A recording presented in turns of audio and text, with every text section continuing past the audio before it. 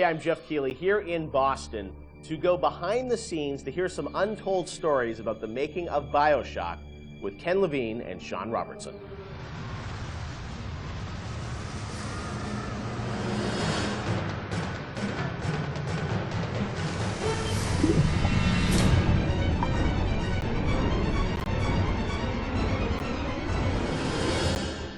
Let's talk a bit about the theme and setting of Bioshock, Rapture. I think a lot of people, when they played the game for the first time, Ken, they wondered, how did you even dream up this place? And I know you said publicly before that part of the reason you what led you to Rapture was this idea of fully simulating a place. Tell us about that sort of idea and the frustrations you had with other games where you sort of hit a bound. I think our philosophy was always to do what we were doing 100% rather than try to do something bigger and do it 50% or 40%. So one of the ideas of, and this sort of came from System Shock 2 as well, where you focus on an area that you can really bring to life and you kind of eliminate the questions of, well, why can't I go over the bridge to New Jersey? So we were able to really make a place, I think, that felt believable and real, even though in actuality it was really quite limited. But we just sort of dressed it with all these buildings outside that were all, were all basically glorified fakes. Let the story drive what we needed to show rather than some kind of like predetermined map which we set down, which is a little different than like System Shock 2, where we actually mapped a spaceship out deck by deck. Yeah. Because I don't know what the philosophy felt a little different there, because you want to feel like a real spaceship that was sort of stacked on top of each other. Rapture was free to sprawl across the ocean floor.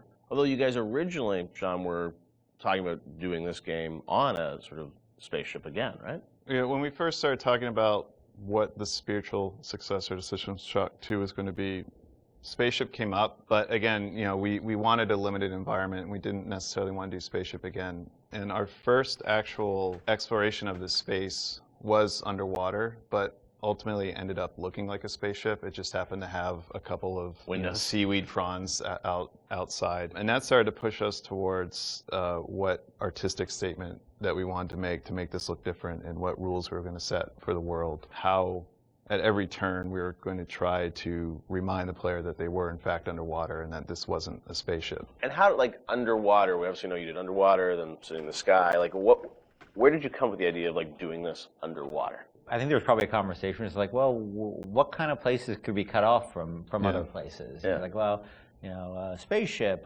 summer camp, any island notion, right? Something that's cut off from the rest of the world. Yeah. So you never felt like you should be able to go over that bridge to New Jersey. I don't want to apply some deep and meaningful conversation. I think it was one of those ideas that you just kind of say, and then everybody's, that sounds cool. Let's try that.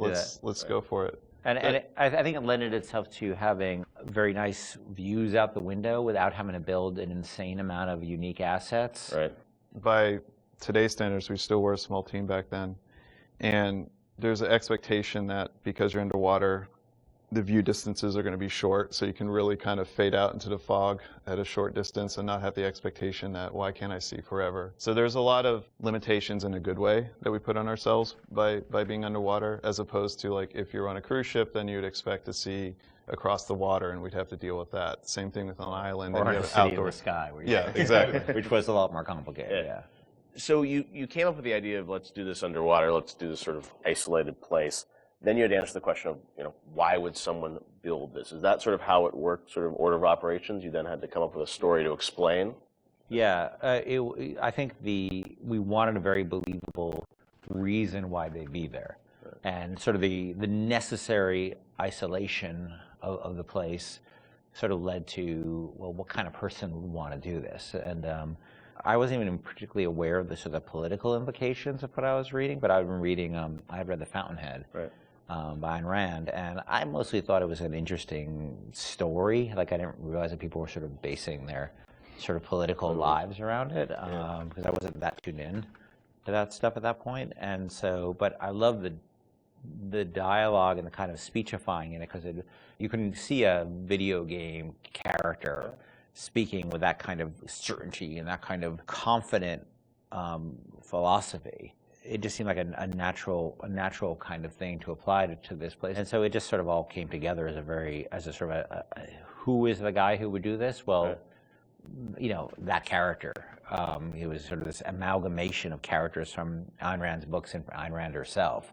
This sort of idealistic person who says, well, the only way to do this is to separate from the rest of the world. Right. And that led to Andrew Ryan. I am Andrew Ryan, and I'm here to ask you a question. Is a man not entitled to the sweat of his brow? No, says the man in Washington, it belongs to the poor. No, says the man in the Vatican, it belongs to God.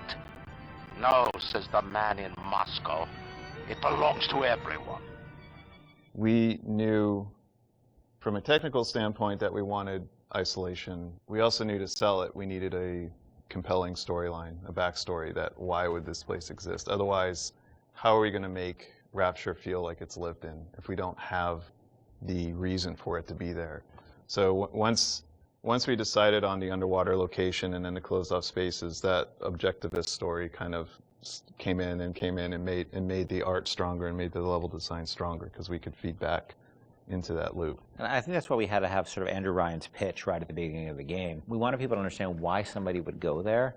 And so he makes this very personal one-to-one pitch to the gamer, but also that was the pitch he'd make to people, which was, there's a place that you can be free of all these things, where you can not be sort of put upon by the government and not be afraid of nuclear war and not be afraid of all these other things that will plague you on the surface.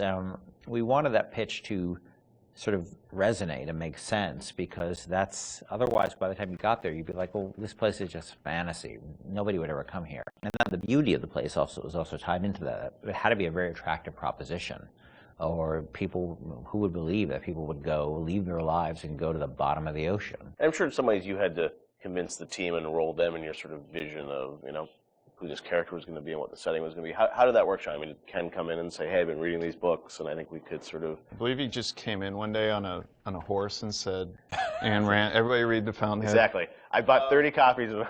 Yeah, I think, here's a 2,000-page book or something. Yeah. Go read it. And it really is more organic.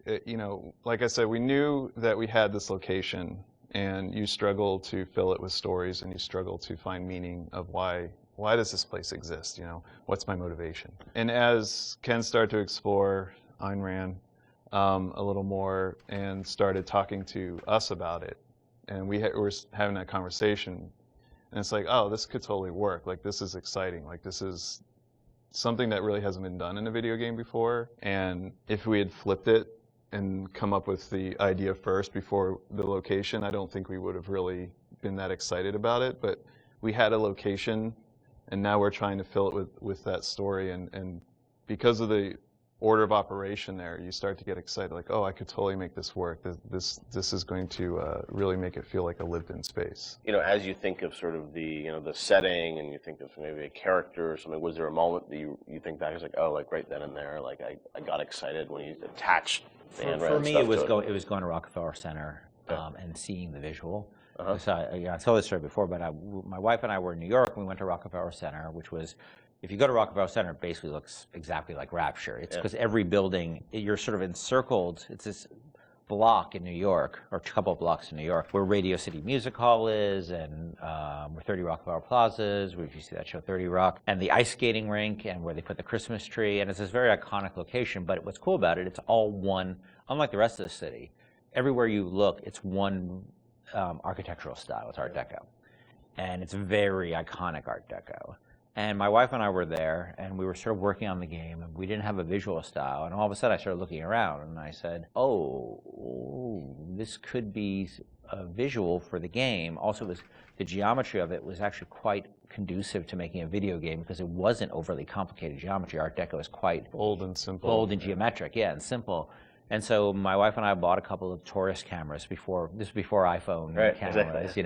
Throwaway cameras, yeah, throwaway cameras, those little Kodak things, and we just started photographing doorknobs and light fixtures, and just sort of developed the photos. Remember that? Brought them in and said, come to the office, here's a stack of stuff, here's a stack of photos. Take a look. I'll see you guys in a couple of years. Go make this. City where the artist would not fear the censor, where the scientist would not be bound by petty morality, where the great would not be constrained by the small, and where With the sweat of your brow, Rapture can become your city as well. So you had kind of a theme, you came up with an art style, some of the iconic characters, and then, you really had to build the narrative around it. And you've talked about, a lot of the themes in the game and, greed, jealousy, sex, violence, all the things that sort of, drive us or what destroy us. And that was something I think that, as you thought about the story of the game, you wanted to, I'm sure, reflect some of those, right? Because I think people love the characters that sort of flawed in a way, and this is a world which is its own little microcosm, but had a lot of tension inside of it. Yeah, I mean, the character of Ryan was sort of, he's basically invisible through most of the game, right? Except for a very small portion.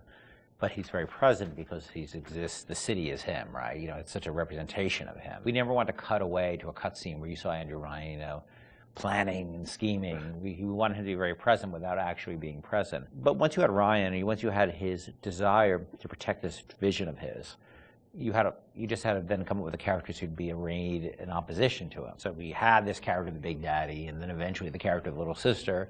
And so characters like Tenenbaum came along, like, here's a person who's in opposition to him for this reason. And then you have, for more noble reasons. And then you have a character like Atlas, who's much more cynical opposition. Once we had all those characters arrayed, we're like, well, who are you? And, you ended up being a sort of, a pawn in the middle of all this opposition to Ryan. We just kept sort of homing in on that theme and making sure that you weren't, eventually figuring out that you couldn't just be here by an accident, that you're an integral part of this story, even though you don't know you're an integral part of this story. You think you're just there by happenstance. Look, Mr. Bubbles, it's an angel. I can see light coming from his belly. Wait a minute, he's still breathing. It's all right. I know he'll be an angel soon.